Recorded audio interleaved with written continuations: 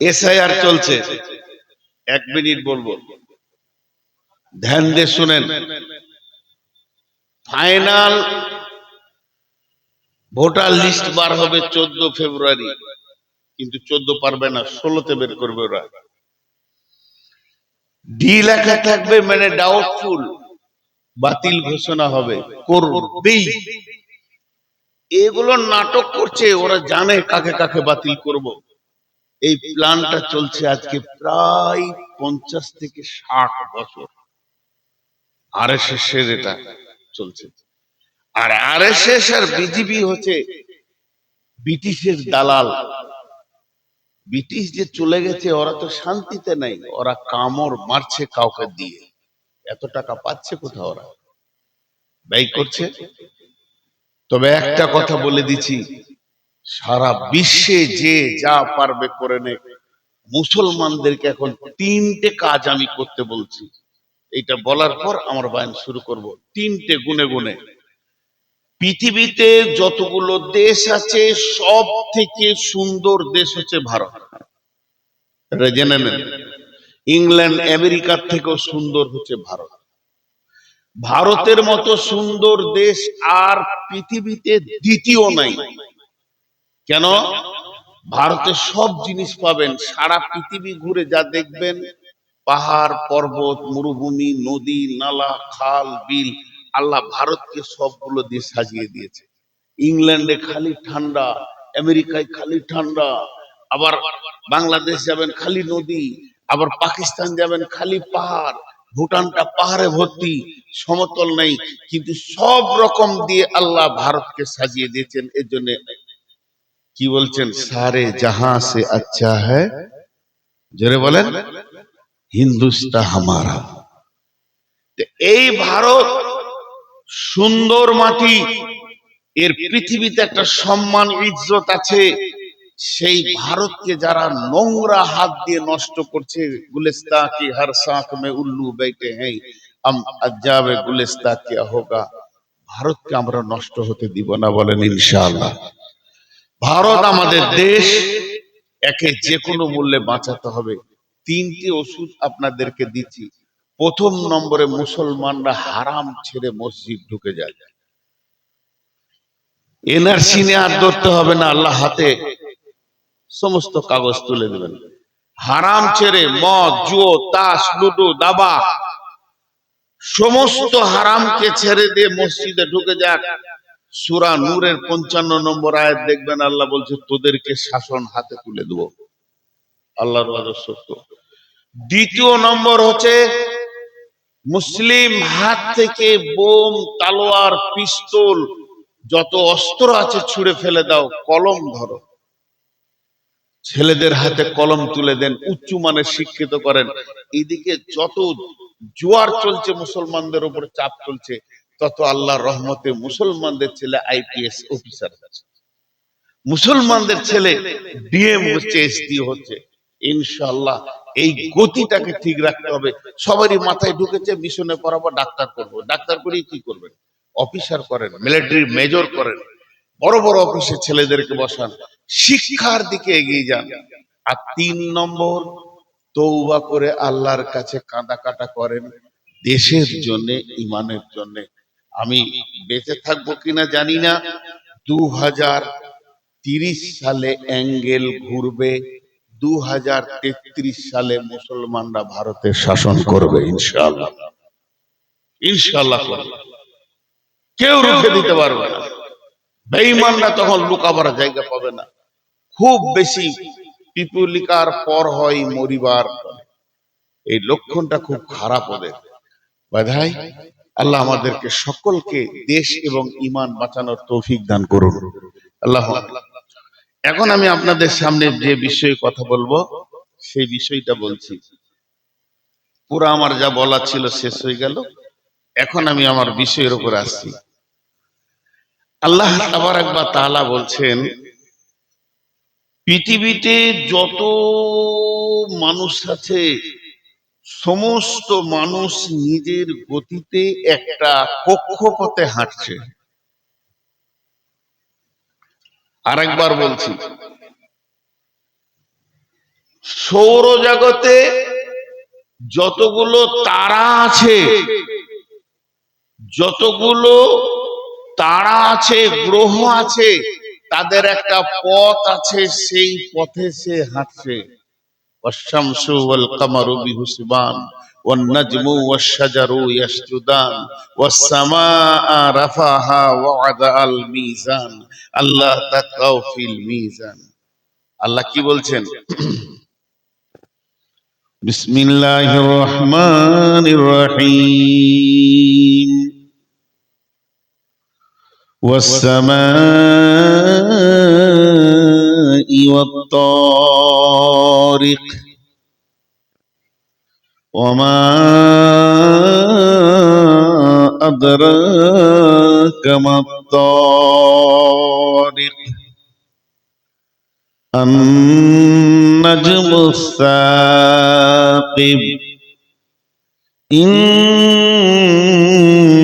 كل نفس لما عليها حافظ فلينظر الإنسان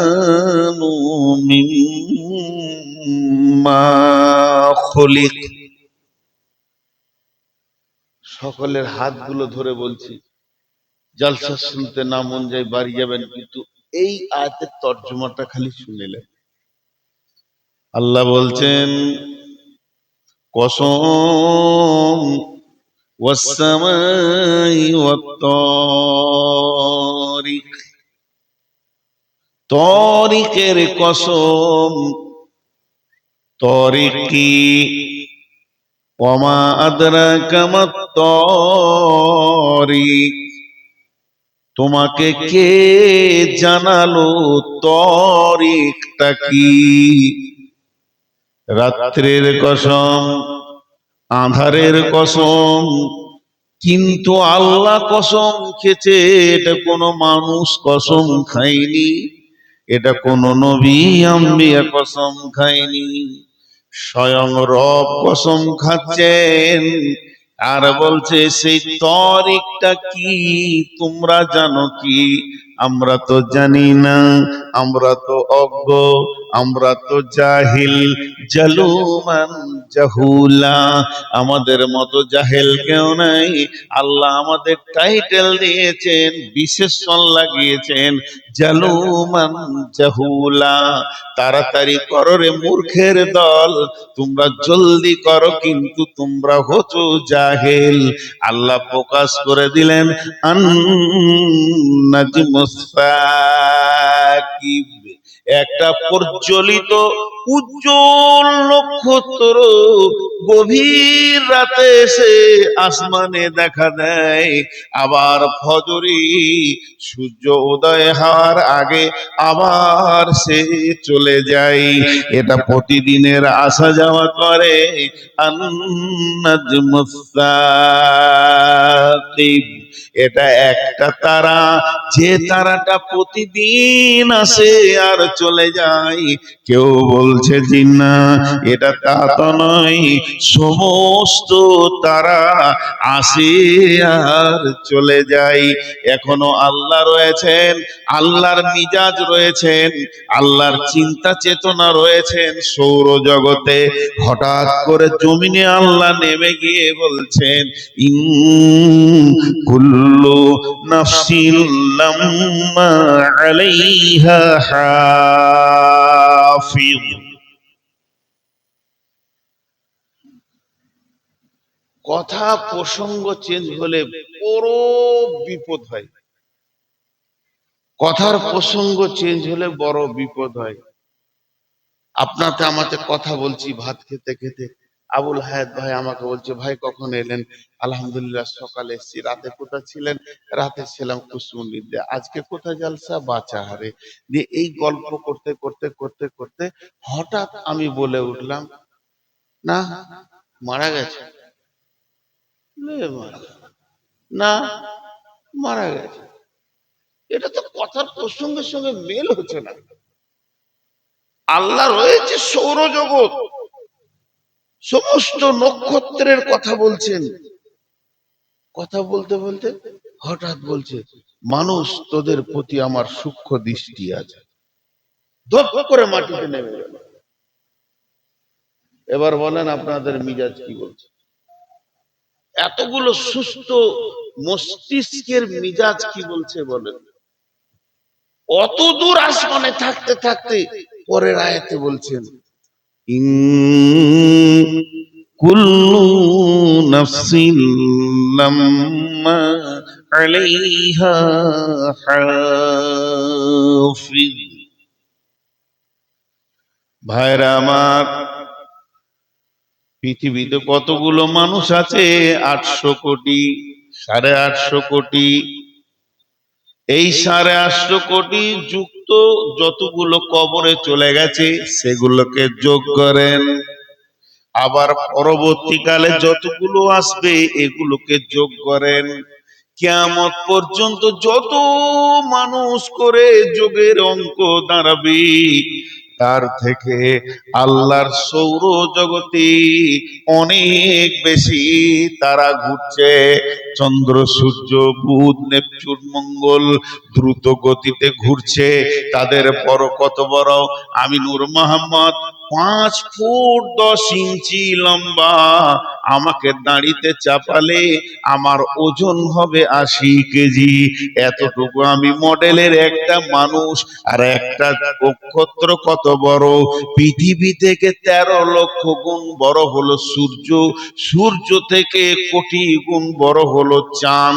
চাঁদের থেকে crore crore billion million গুণ বড় একটা তারা।